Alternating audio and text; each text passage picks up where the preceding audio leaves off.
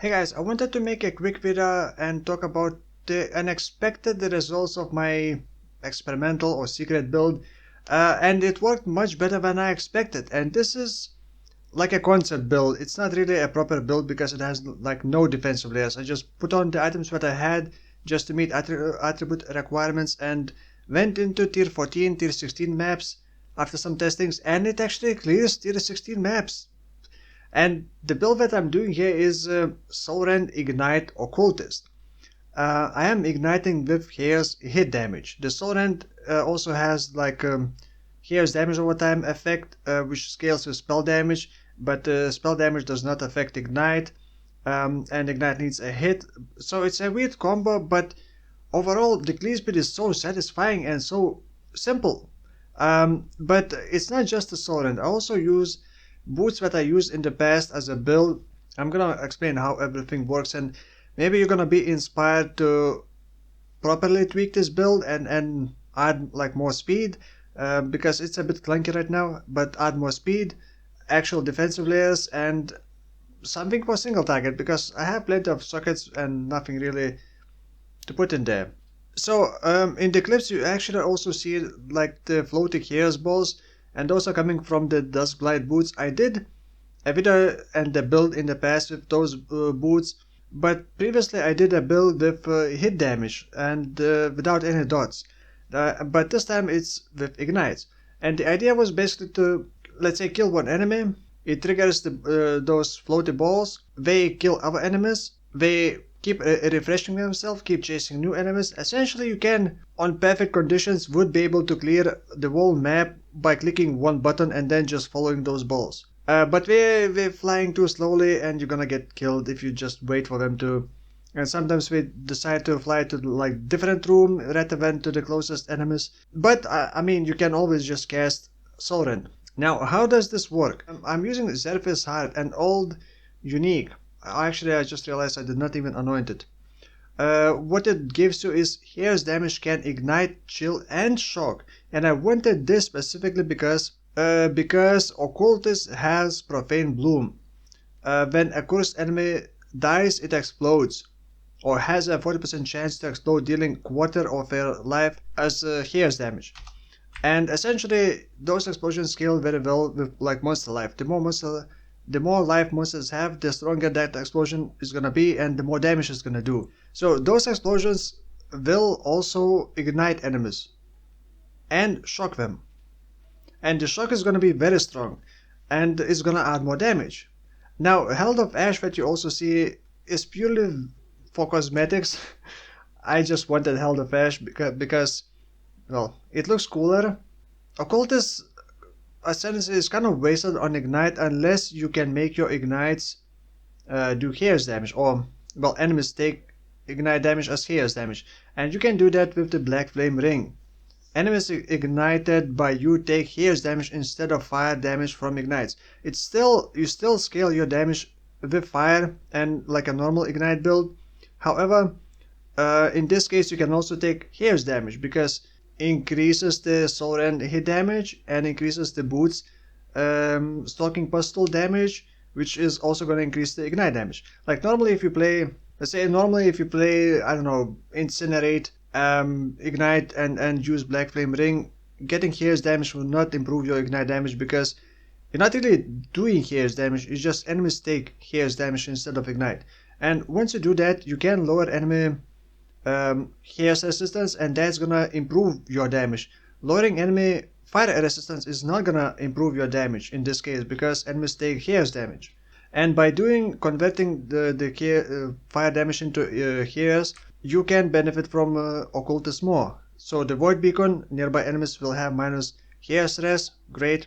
Also you're gonna get 15% more Hair's damage, also great. And also Hair's res is very nice as well. How everything combines together is you need an enemy to be cursed before it dies to explode. And the way I do that, I have Despair on hit ring. So essentially, I hit with Soulrend, it applies Despair. Enemy cursed, yes, it can explode. It explodes, it hits other enemies, and it curses with Despair again. That enemy gets ignited, shocked, dies, explodes again, and it basically just chain explode. As long as enemies are close by, even if enemies are not close by, it's gonna trigger the boots. The orb is gonna fly to the next enemies, gonna ignite them. The damage is not very high, but it is enough to clear tier 16 maps. You just need to kill one enemy essentially, and that enemy is, well, it's not a guaranteed explosion. Let's say 2 or 3 enemies to guarantee one explosion, and that explosion is gonna clear the rest of the pack. Another issue playing this way, you need chance to ignite global, and you also want chance to shock if you're gonna be shocking, because it's not a crit. I can shock, but I still need chance to shock. So I have like 35% shock, which is not ideal, but it is enough if you proliferate shock. One enemy is gonna proliferate shock to other enemies, basically. So I do have shock proliferation on gloves, and then I got cluster jewel for ignite proliferation, because you cannot get both on the gloves.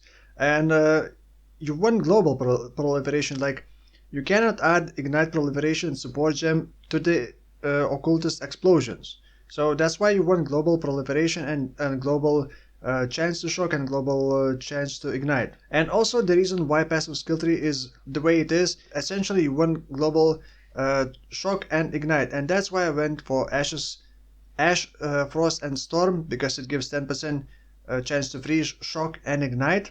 It also improves the non-damaging ailment effect, which improves the shock, basically making it easier to shock. Then this Holy Dominion, another 10% chance to shock and ignite. Then this one, another 15% chance to shock and ignite. And I believe that is all for the shock. And then for ignites, you just take the Breath of Flame. Well, the nodes before that, then a couple nodes here. You're gonna get like the Fire Mastery. You can focus more on cluster jewels. And defensively, I don't know what would I do, but I didn't want to invest too much time into this build, because this is a refunded build, and I don't like doing that, because like I'm already level 90. I don't really level past 90, or at least don't try it, and I don't feel like I don't have a desire to push this build, and I wasn't sure if I would be enjoying this, but after trying this, I would probably want to remake this build in the future and try to figure out a better way to do this. If you got any ideas, let me know in the comments below, because I feel like this has a potential, at least for the clear speed wise. For single target, it's not great. It has like, actually I do have PUB, and the Soulrend, this is on a 5-link Soulrend, I believe. Yeah, it's not min-max, and this is on a 5-link, so it only has 300k dot DPS, so that's like nothing. You would want to add like, I don't know, Essence Drain, but it's kind of weird scaling. Like, it's hard to scale both Chaos.multi and Fire.multi, and then the Soulrend is not really an ailment dot. It scales with spell damage, and spell damage doesn't scale ignite damage. It's weird scaling, and I think it's mostly for clear speed. I wanted to use Calm's Heart, but if I were to put on Calm's Heart, I would need 286 strength requirements, because the amulet items and gems have 50% increased attribute requirements, which is pretty massive. Now, if you don't want to shock, which I think adds a lot of damage and clear speed, you could go with the replica Volkur's gloves. This says your hair's damage can ignite, so you would only ignite. 50% less ignite duration is also not that great, especially if you combine with the Blackflame ring, which also has 50% reduced ignite duration on enemies.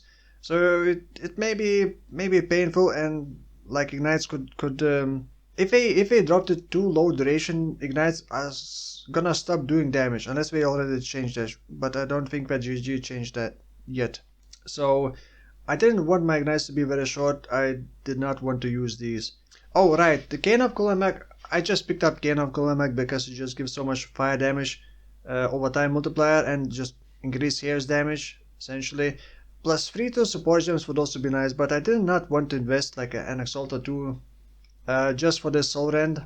The main focus was the boots, and the boots would not get boosted by like plus 3 hair skills, would not get boosted by that. Ashes of the Star would also not boost the boots,